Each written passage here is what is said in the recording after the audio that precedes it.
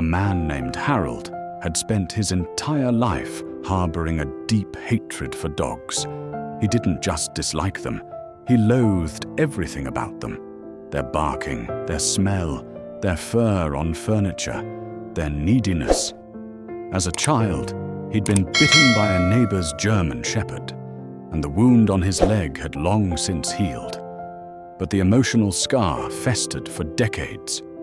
Whenever he walked through a park and saw someone playing fetch, he'd mutter under his breath, cross the street, or glare with disgust.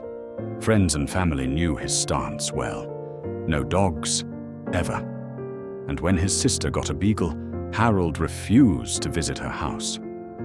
But everything changed on a cold, rainy morning when Harold was taking his usual shortcut through an alley behind his apartment complex.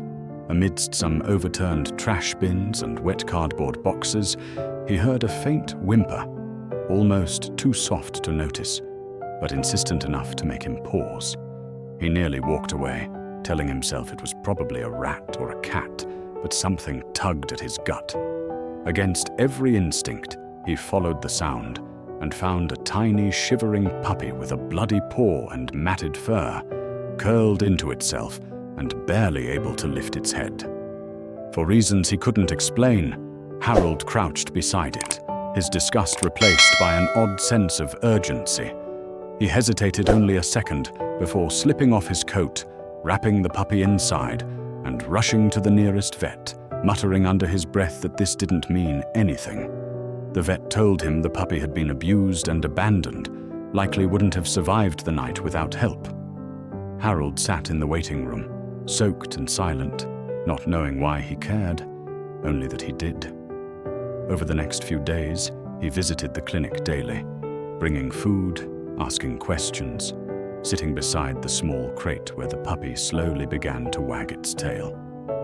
He told no one at first, too embarrassed, even as the puppy, whom he named Chance, began to recover and show affection, licking his fingers and wagging that stubby tail with joy whenever Harold came near. Against all expectations, Harold adopted him, bought food bowls, chew toys, and a bed, and slowly transformed his apartment and his life.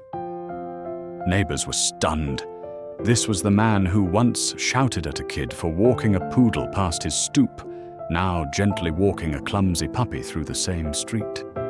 His sister wept when she saw him holding Chance in his arms. Harold learned how to train him, how to read his barks, how to soothe him during thunderstorms, and how to let go of decades of bitterness. He confessed to a friend one day that helping Chance had helped him more, that in saving the pup, he'd somehow saved himself from a life of quiet anger and isolation. Chance became his constant companion, bringing light into his lonely routines, making him laugh, even helping him reconnect with people he'd long ignored.